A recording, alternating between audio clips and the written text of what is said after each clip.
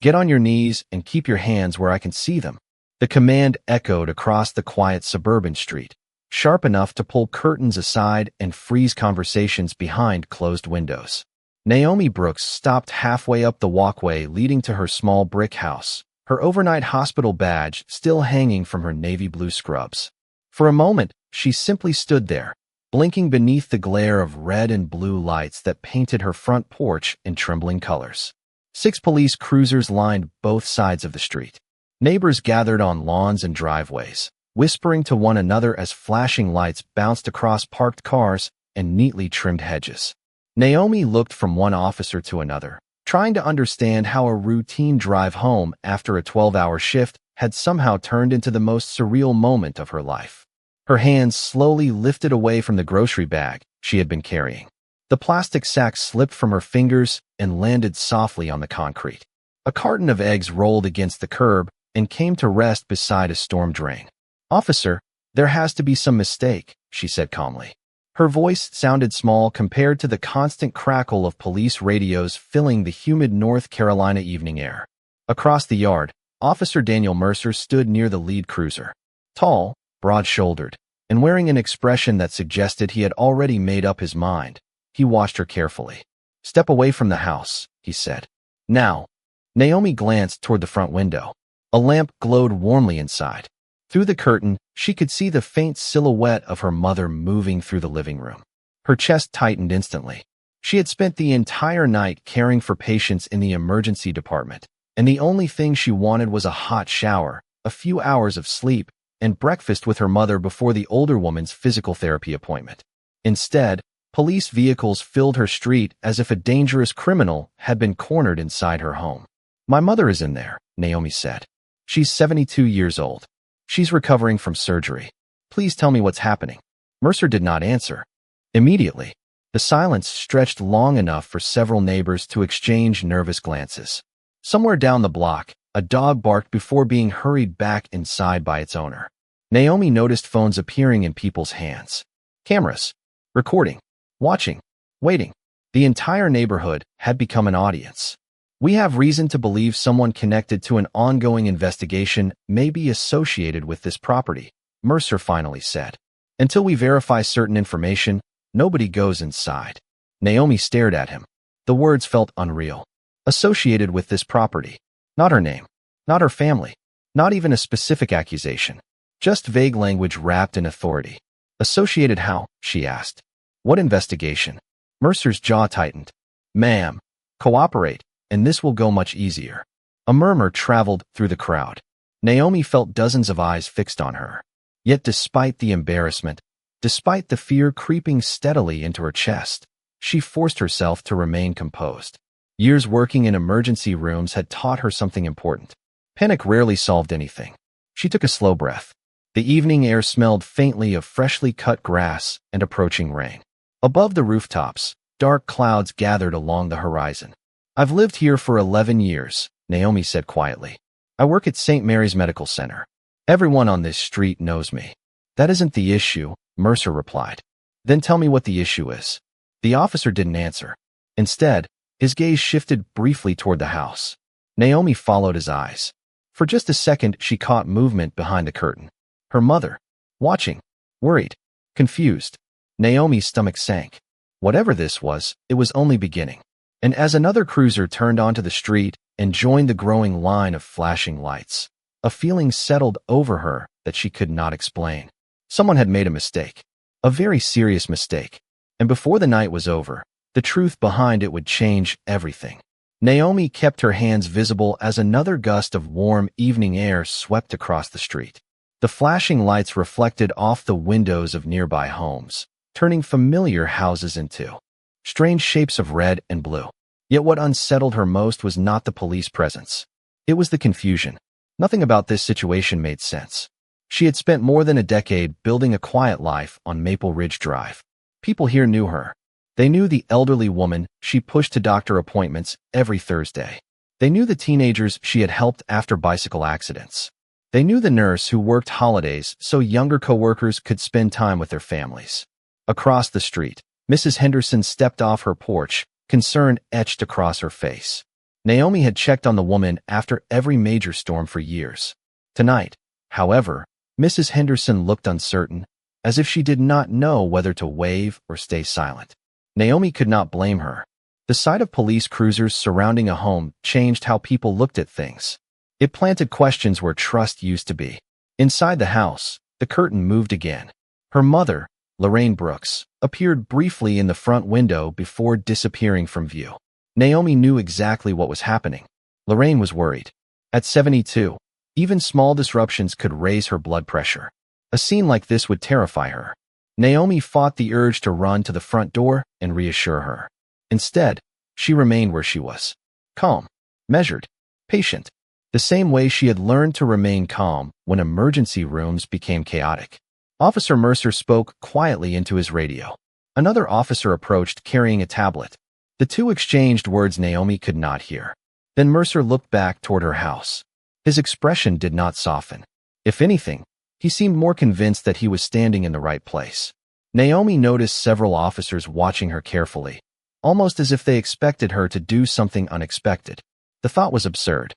She was still wearing hospital scrubs. Her stethoscope was visible through the windshield of her car. Yet somehow she had become the center of an investigation she knew nothing about.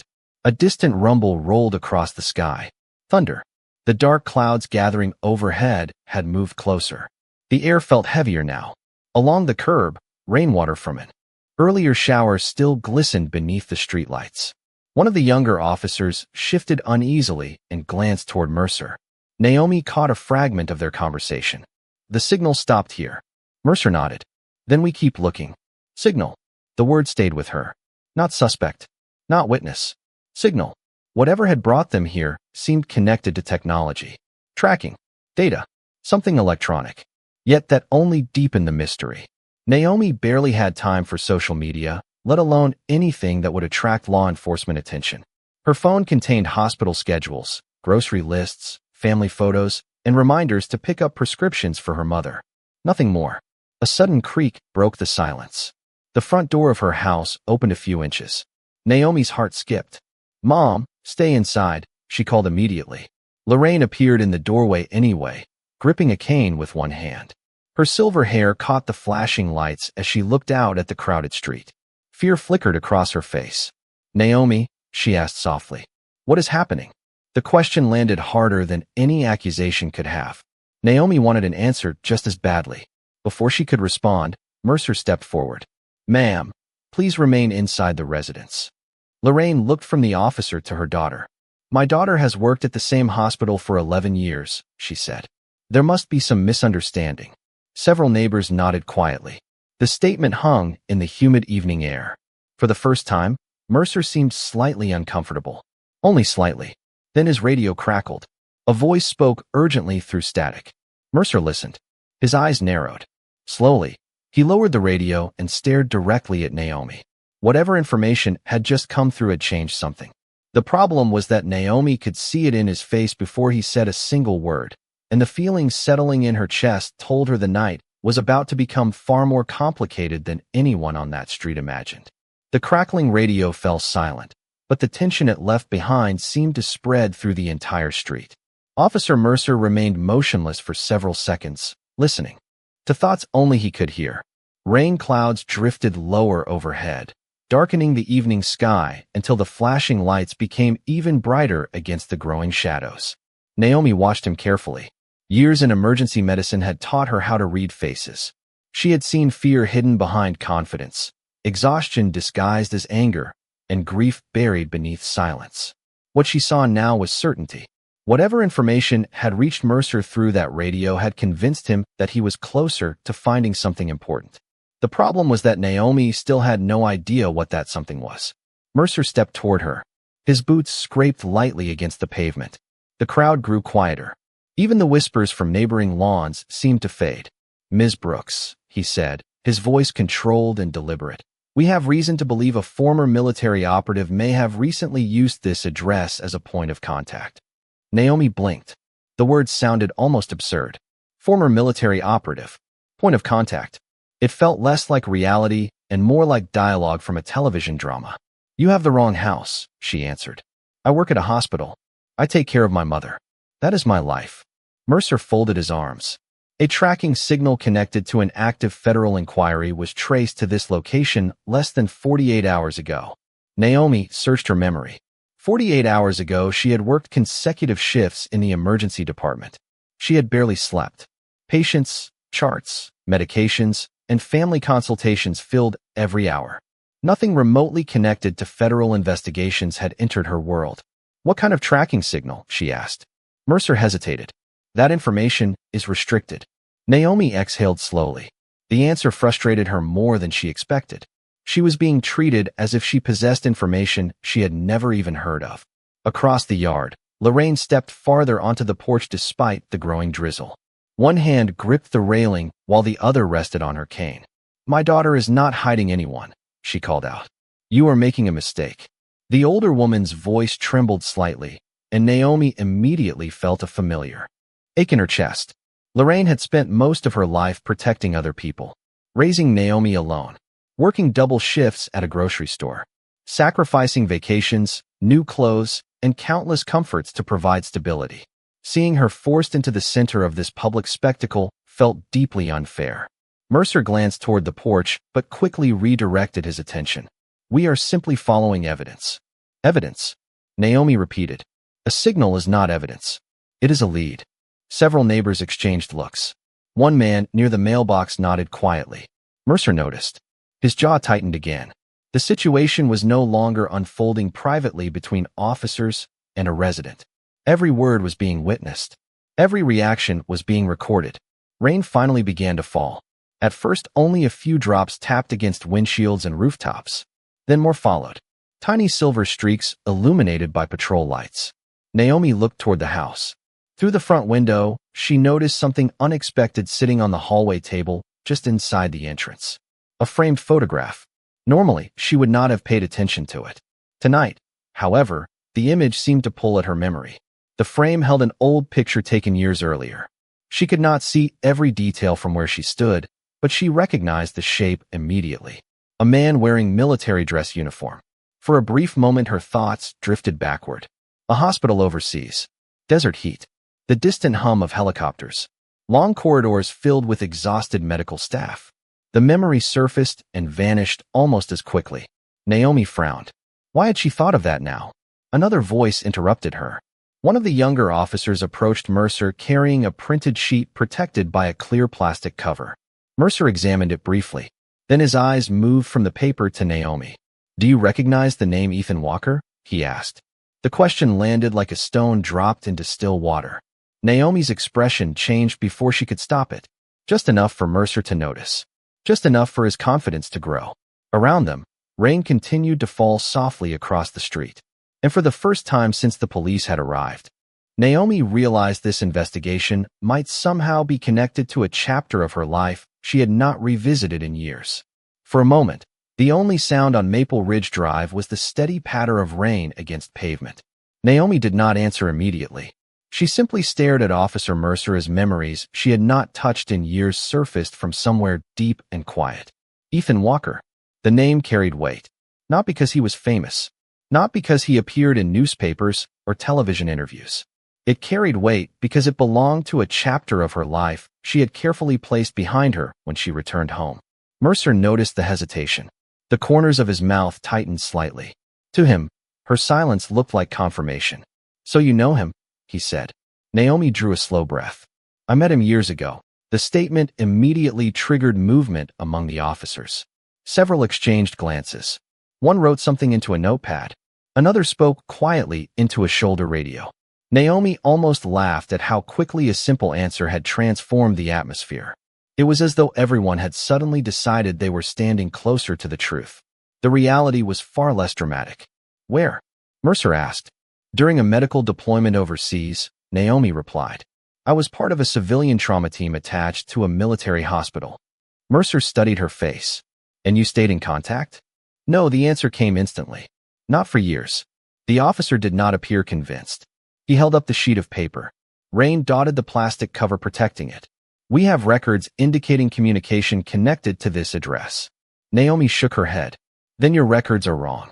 Behind her, Lorraine stepped farther onto the porch despite the weather. Naomi worked overseas almost a decade ago, she said. She came home and never looked back. Mercer glanced toward the older woman but remained focused on Naomi. People reconnect. People also move on, Naomi answered. The rain strengthened slightly. Water dripped from the edge of the porch roof and pooled along the curb. Neighbors remained outside despite the weather, unwilling to miss whatever happened next. Naomi could feel their attention. Some looked concerned. Others looked curious. None seemed to understand why a respected nurse had become the center of a federal-style investigation. Truthfully, neither did she. Mercer took another step forward. When was the last time you spoke with Ethan Walker?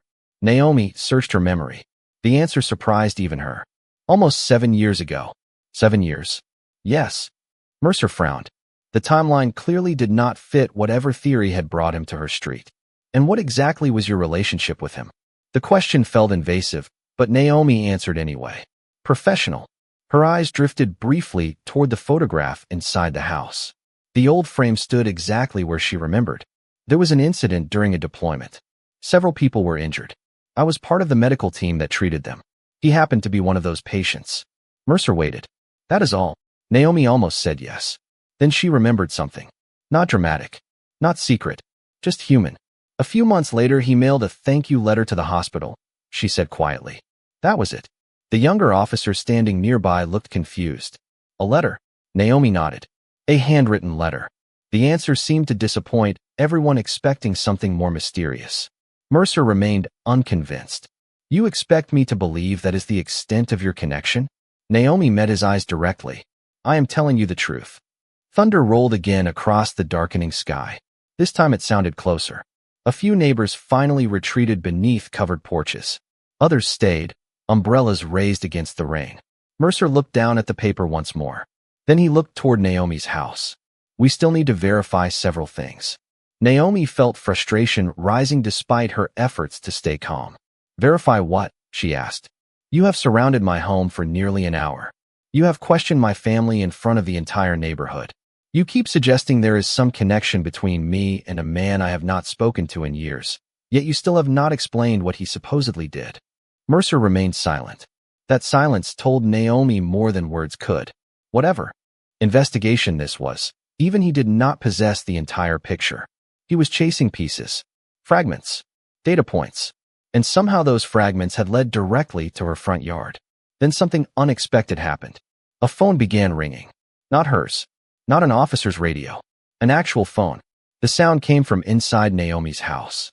Faint at first, then louder. Everyone looked toward the front door. Naomi's stomach tightened. Lorraine turned toward the sound as well. The ringing continued through the rain-filled evening, echoing from somewhere deep inside the house. And for reasons she could not explain, Naomi suddenly had a feeling she already knew exactly who might be calling. The ringing continued, steady and persistent, cutting through the rain and the uneasy silence hanging over the street. Every eye seemed to turn toward Naomi's front door. Even Officer Mercer looked momentarily caught off guard. The sound was ordinary, almost harmless, yet in that moment it felt strangely important. Lorraine stood frozen on the porch, her hand gripping the railing. That is the house phone, she said quietly. Naomi stared toward the front window. Very few people still called that number. Most family members use cell phones. Friends texted. Telemarketers had long ago stopped bothering with landlines. Whoever was calling either knew the number personally or had a reason for using it. The phone rang again. And again. Mercer exchanged a glance with the younger officer beside him. Do not answer it, he said. Naomi looked at him in disbelief. You cannot be serious. Until we understand the situation, nobody enters the residence. The answer only deepened her frustration. Rainwater trickled from the edge of her hair onto her shoulders. Her scrubs felt damp and cold now after standing outside for so long. Yet Mercer seemed more focused on maintaining control than finding clarity. The phone continued ringing. Lorraine shook her head. What if it is my doctor? She asked. What if it is family? Mercer offered no response. The silence that followed was uncomfortable even for some of the officers. Naomi could see uncertainty growing among them. They had arrived expecting something clear, a suspect, a location, a result. Instead, they had found a nurse standing in the rain, an elderly mother on a porch, and a series of questions nobody seemed able to answer. The ringing finally stopped. For a moment, the neighborhood fell completely still. Then a new sound appeared. Naomi felt it before she fully recognized it. A vibration against her hip. Her cell phone. Slowly, she pulled it from her pocket. Water droplets slid across the screen. The caller identification displayed an unfamiliar number. No name. No location. Just a series of digits she did not recognize. Mercer immediately noticed. "Do not answer that," he said. Naomi stared at him. "You do not get to decide who I talk to." The officer stepped forward. "Ms. Brooks," but she had already pressed accept. She raised the phone to her ear. "Hello."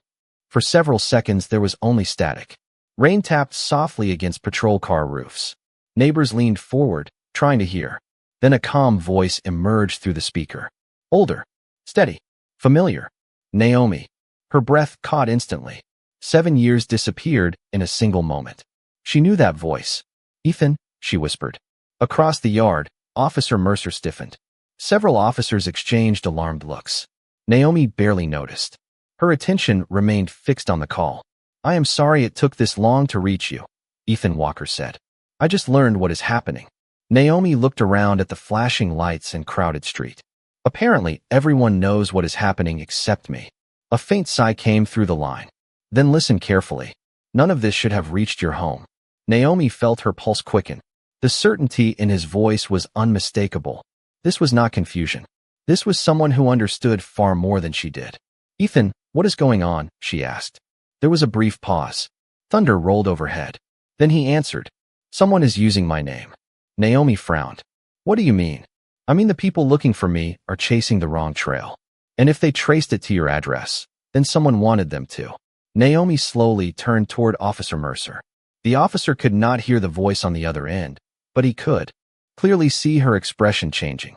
Around them, rain continued falling across Maple Ridge Drive, while uncertainty spread through the crowd like a ripple across still water. And for the first time all evening, Naomi began to suspect that she was not standing in the middle of an investigation. She was standing in the middle of a setup. Naomi tightened her grip on the phone as rain traced thin lines down her sleeves. Around her, the flashing lights seemed farther away now, blurred by the realization settling into her mind. Ethan Walker was not surprised by any of this. He had expected something like it. That fact alone changed everything. "What do you mean someone wanted them to come here?" Naomi asked quietly. On the other end of the line, Ethan paused. She could hear the faint hum of an engine somewhere behind him. "A few weeks ago, information connected to me started appearing in places it should not have appeared," he said. "False addresses, false contacts, false digital records. Whoever created them knew exactly how investigators would react." Naomi looked toward Officer Mercer. The officer stood only a few yards away, watching her closely. His expression had shifted. The confidence he displayed earlier was beginning to crack beneath uncertainty. "You are saying this was planted?" she asked. "That is exactly what I am saying," Ethan replied. "And if your address appeared in that data, then somebody selected it intentionally." Naomi felt a chill that had nothing to do with the rain. She had spent years building a life defined by routine and responsibility. Work, family, community. Nothing about her existence attracted attention, which made the possibility even more disturbing. "Why her? Why this house?" "I do not understand," she said. "I have not spoken to you in years." "That is probably why they chose you." Naomi frowned. "What?" "Because the connection was real," Ethan said calmly. "Small, distant, forgotten by most people, but real enough to survive a background search." The explanation made terrible sense. Someone looking for believable names might eventually discover an old medical deployment. A patient, a nurse, a thank you letter. Nothing significant by itself, yet enough to build a convincing lie. Naomi closed her eyes briefly. The entire evening suddenly looked different. Not an investigation leading to her. An investigation redirected toward her. A decoy. A distraction. Rain drummed softly against nearby patrol car hoods. Across the yard, Lorraine remained on the porch beneath the awning. The older woman looked tired now. Concern had settled deep into her face. Naomi wished she could tell her everything was going to be fine. Unfortunately, she was no longer certain of that herself. "Ethan," she said, lowering her voice. "Who would do something like this?" Silence followed. Not hesitation. Calculation. "That is the question people are trying to answer," he finally said. And the reason I called is because I do not want you caught in the middle while they figure it out. Naomi stared at the wet pavement. A little late for that. To her surprise, Ethan laughed softly. Not because the situation was funny. Because the observation was true. Fair point, he admitted. Then his tone grew serious again. Listen carefully. Do not argue with anyone tonight. Do not let frustration make decisions for you. Stay calm. Naomi almost smiled despite everything. That sounds familiar. You gave me the same advice once. The memory surfaced unexpectedly. A crowded military hospital. Endless noise. Controlled chaos. A younger version of herself telling an injured serviceman to stop worrying about things he could not control. Back then she had no idea he would remember. The realization felt strangely grounding. For the first time all evening, the panic began to loosen its grip. She took a slow breath. The rain smelled clean. Fresh. Somewhere nearby, thunder faded into the distance. What happens now? She asked. Ethan answered immediately. Now the truth starts catching up to the story. Naomi looked up. Officer Mercer was speaking into his radio again. Several officers nearby appeared increasingly confused as new information arrived. One lowered a tablet and shook his head. Another checked something on a phone before looking toward Mercer with obvious concern. Whatever narrative had brought them here was beginning to shift. And as Naomi stood in the rain outside her home, she sensed that the night had reached a turning point. The people who arrived believing they had all the answers were finally starting to realize they might have been asking the wrong questions all along. The change began quietly. No dramatic announcement. No sudden confession. Just small signs that something beneath the surface was shifting.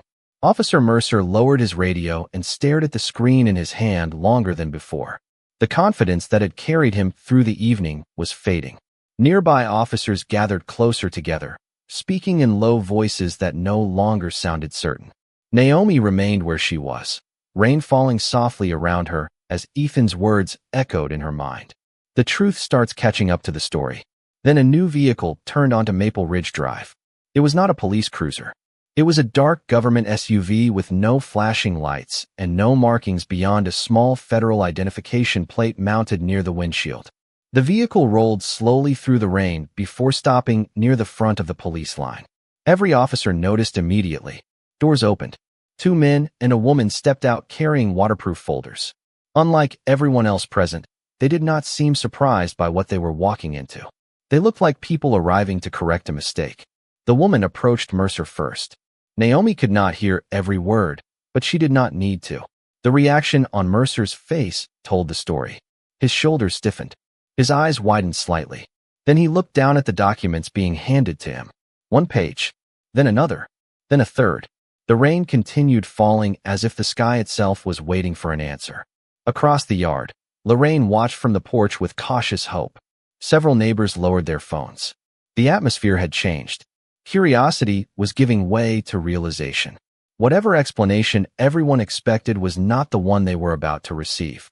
Mercer flipped through the pages again. His expression grew increasingly strained. The younger officer standing beside him leaned over to read part of the report. Seconds later, he stepped back and shook his head. Naomi noticed it immediately. Confusion. Genuine confusion. The federal agent finally turned toward Naomi. Her voice carried clearly through the damp evening air. Ms. Brooks, I apologize for the disruption caused tonight. A murmur spread through the crowd. Mercer looked as though he wanted to object, but the woman continued before he could speak. Information connected to this address was determined to be fabricated. Naomi said nothing. She simply listened. The digital trail that led investigators here was intentionally manipulated. Another silence followed. This one felt different. Heavier. Because everyone now understood what those words meant. The problem had never been Naomi. It had never been her home. It had never been her family. They had followed bad information. Information somebody wanted them to follow. Mercer stared down at the report again. Rainwater slid from the brim of his cap. For the first time all evening, he looked less like a man in control and more like someone confronting an uncomfortable truth. The federal agent turned another page. Additional review also confirms that Ms. Brooks has no involvement in the inquiry that generated this response. More whispers spread through the neighborhood. Naomi glanced toward her house. The warm porch light still glowed through the rain. The same home she had left that morning expecting an ordinary day. Now the entire street had witnessed her name being cleared. Yet strangely, she felt no satisfaction, only exhaustion.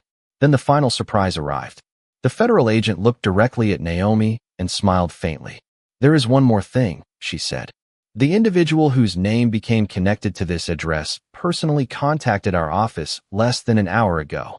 Naomi already knew who she meant. He provided records that helped expose the false trail. The agent closed the folder. Without that information, this situation might have lasted much longer. Naomi lowered her eyes briefly. 7 years without contact. 7 years of separate lives. Yet somehow Ethan Walker had stepped back into the story at exactly the moment the truth needed a voice. Around her, officers slowly began returning to their vehicles. The flashing lights reflected off the wet pavement one last time. And as Maple Ridge Drive started returning to normal, Naomi realized the biggest twist of the evening was not that someone had used her address. It was that the quiet act of a man she had once helped save had just protected her in return. The rain began to ease as if the storm itself had decided its work was finished. One by one, police cruisers started pulling away from the curb. The flashing lights that had dominated Maple Ridge Drive for most of the evening slowly disappeared into the distance, leaving behind wet pavement that reflected the glow of porch lamps and streetlights. Naomi stood quietly in the front yard, her phone still resting in her hand. The neighborhood that had gathered to witness suspicion now witnessed something else entirely. Understanding. Across the street, Mrs. Henderson crossed the road carrying a large umbrella. She stopped a few feet from Naomi and offered a gentle smile. "We never doubted you," she said softly. Naomi appreciated the kindness, even though she knew it was only partly true. People had doubted. Some openly, others silently. That was human nature. When uncertainty arrived with flashing lights and official voices, many people assumed there had to be a reason. Naomi could not entirely blame them. What mattered was what happened after the truth arrived. Lorraine slowly descended the porch steps, leaning carefully on her cane. Naomi immediately walked over to help her.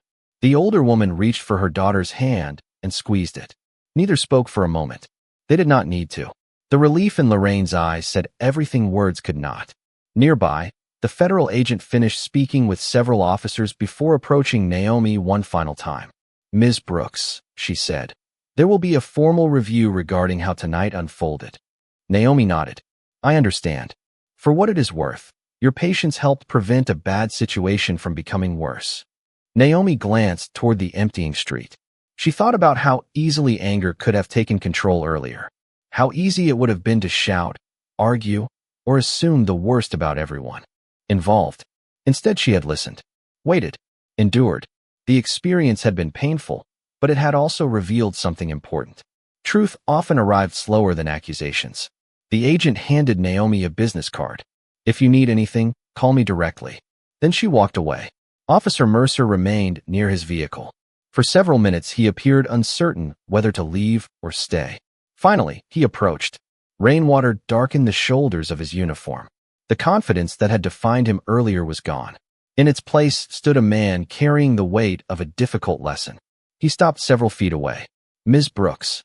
Naomi looked at him. The neighborhood seemed to hold its breath. "I should have asked more questions before drawing conclusions," he said. His voice was quiet now, honest. "I am sorry for what this put you and your mother through."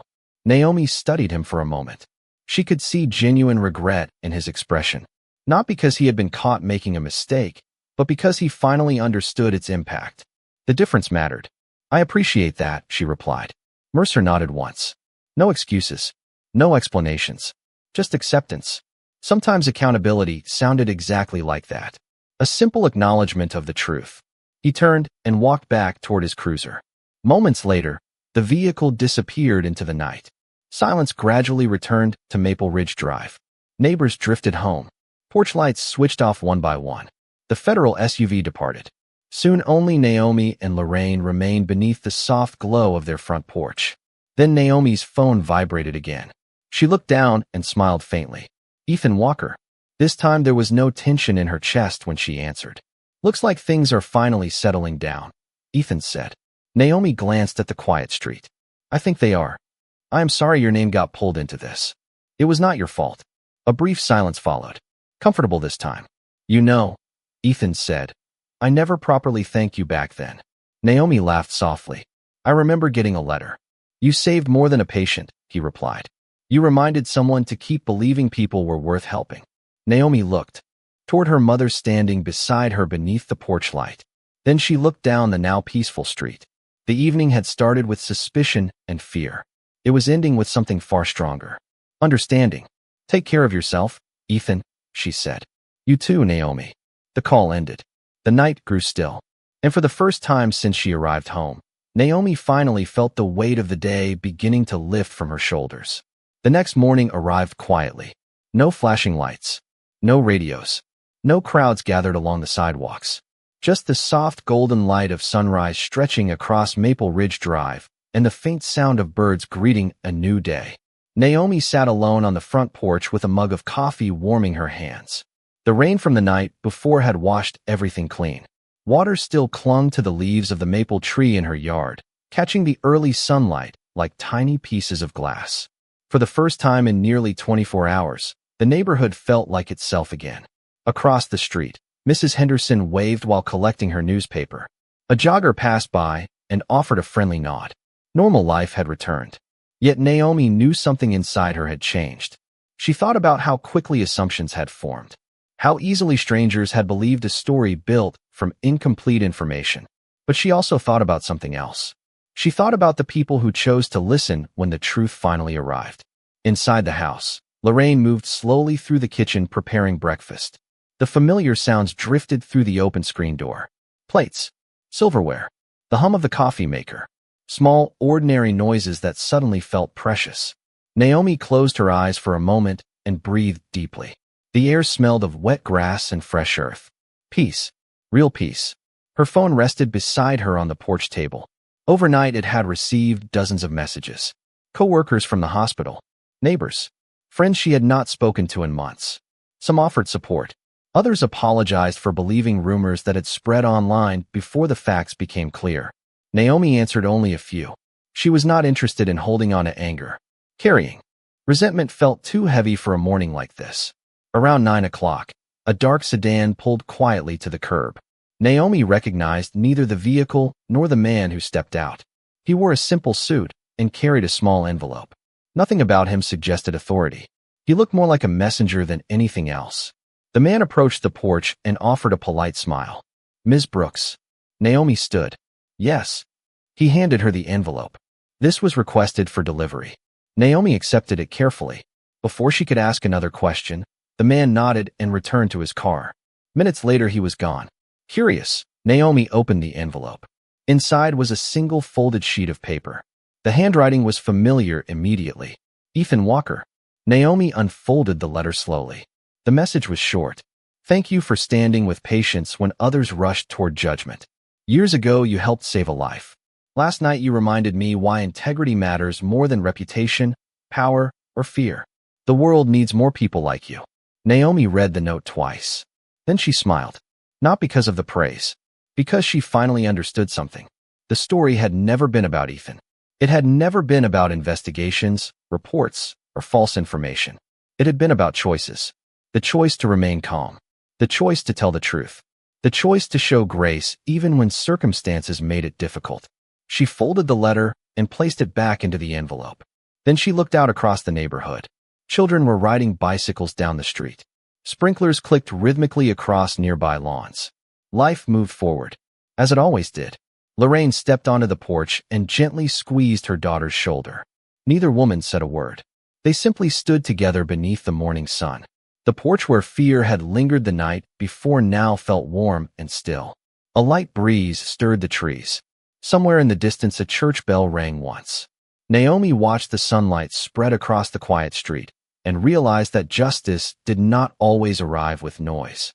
Sometimes it arrived softly, in the form of truth, in the form of accountability, in the form of a peaceful morning after a long night. And as the wind carried away the last traces of yesterday's storm, Maple Ridge Drive settled into silence, leaving only the quiet certainty that character will always outlast suspicion and kindness will always leave a longer echo than fear.